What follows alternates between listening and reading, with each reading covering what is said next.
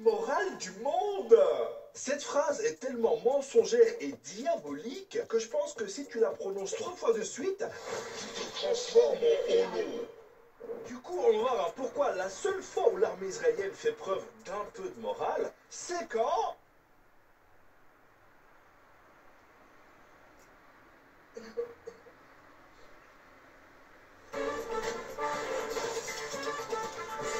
Quand Israël et ses soutiens parlent de l'armée israélienne, il y a une phrase qui revient aussi souvent que mes demandes d'abonnement à la chaîne, et cette phrase c'est...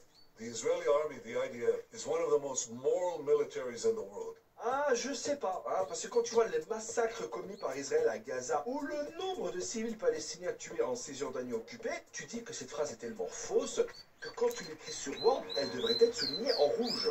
Et quand tu vois ces soldats faire des selfies, des vidéos en train de jouer avec des sous-vêtements de femmes palestiniennes, de détruire des habitations ou de détruire des vies tout simplement, tu dis que s'ils font ça, c'est parce qu'ils savent bien qu'ils ne risquent pas grand-chose. Regarde, entre 2017 et 2021, il y a eu plus de 1000 plaintes contre des soldats israéliens qui ont porté atteinte à des Palestiniens et à leurs biens. Ben dis-toi que moins de 1% de ces plaintes ont abouti à des inculpations.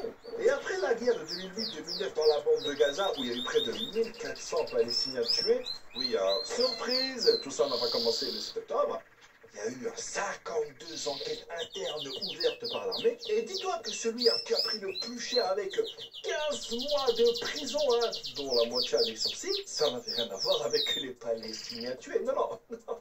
C'était pour le vol d'une carte de crédit. Du coup, je pense que les manuels d'éthique de l'armée israélienne, les soldats les utilisent comme livre de coloriage. Donc même si l'armée israélienne ouvre des enquêtes et fait sahab, Nous, on n'est pas d'accord avec les vidéos que balancent nos soldats. tu vois bien, elle fait pas grand-chose pour les arrêter. Et tout ça, ben, ça crée un environnement où les soldats savent très bien qu'ils ne seront pas tenus responsables de leurs actions.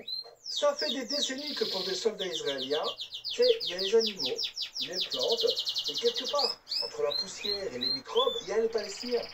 Après, je vois pas comment tu pourrais faire confiance à l'armée israélienne pour juger ses propres soldats quand tu vois ce qu'elle-même fait. Selon plusieurs ONG, en plein milieu du désert israélien, il y a un camp de prisonniers où des Palestiniens sont détenus attachés, les yeux bandés, seulement vêtus de couches, et où ils doivent subir des opérations chirurgicales sans anesthésie. Et vous imaginez bien que tout ça viole complètement les conventions de Genève sur le droit international humanitaire qu'Israël a signé.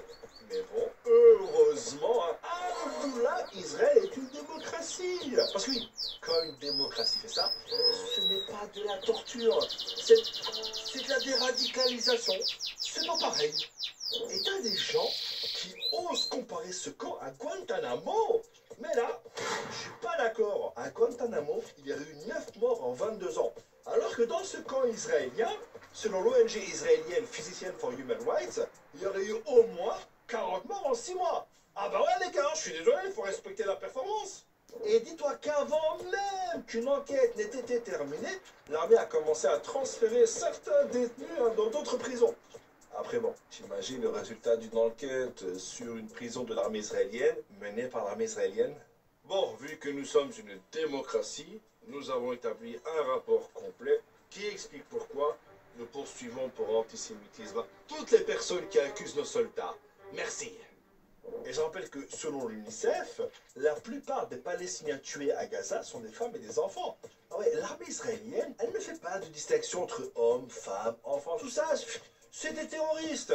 Là-bas, la version de qui est-ce, tu demandes juste, c'est un terroriste et t'as gagné. À tel point que l'ONU a carrément annoncé mettre l'armée israélienne aux côtés du Hamas dans la liste de la honte qui répertorie les responsables de violation des droits des enfants en zone de conflit. Et le pire, c'est que les mecs en Israël, ils étaient choqués.